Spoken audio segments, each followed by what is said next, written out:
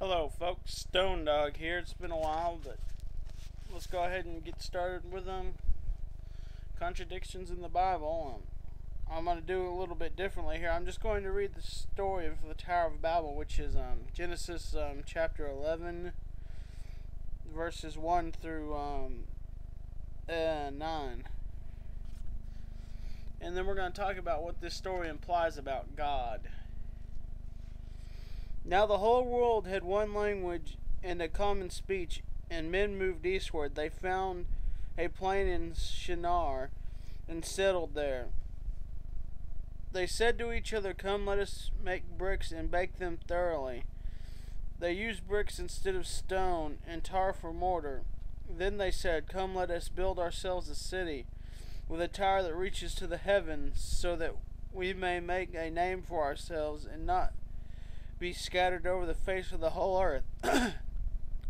But the Lord came down to see the city and the tower that the men were building. The Lord said, "If as one people speaking the same language they have begun to do this, then nothing they plan to do will be impossible for them. Come, let us go down and confuse their language, so they will not understand each other." So the Lord scattered them from there all over the earth, and they stopped building the city. That is why it is called Babel, because there the Lord's confused the language of the whole world. From there the Lord scattered them over the face of the whole earth. Think about that for a minute, people. Okay, so these people who God had allowed to be unified, this entire world was unified with one language and one people, basically, is what this is saying.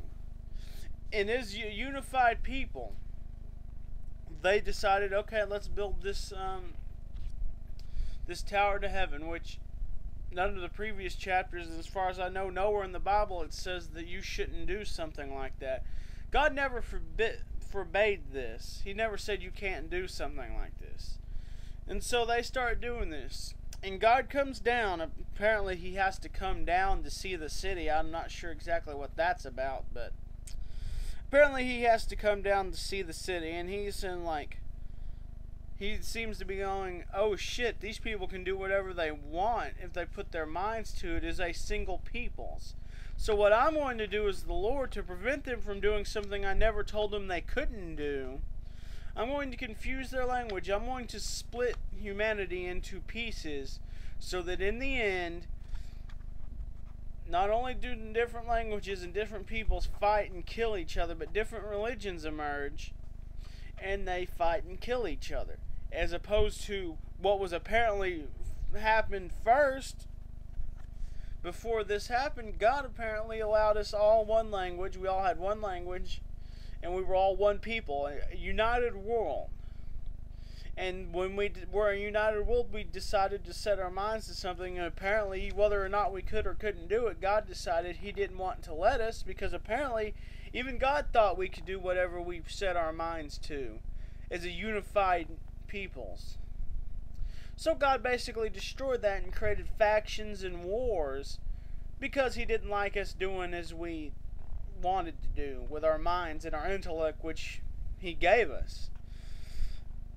Think about this.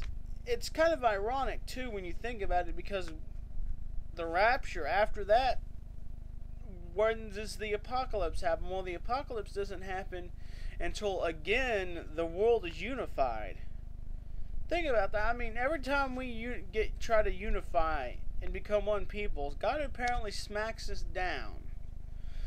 What is that saying about God, and exactly why is he doing that? Like I said, it never said anywhere in here that we couldn't do that. We couldn't build the tower to heaven. But God comes down and says, oh crap, they can actually do whatever they set their mind to. It says that in here.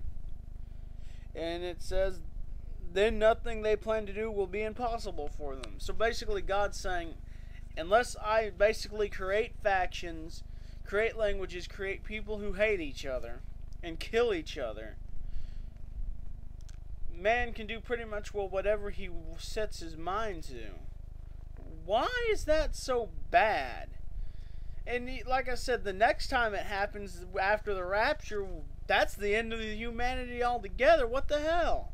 Well, what the hell does God have against us putting our minds to things which He gave us and doing things?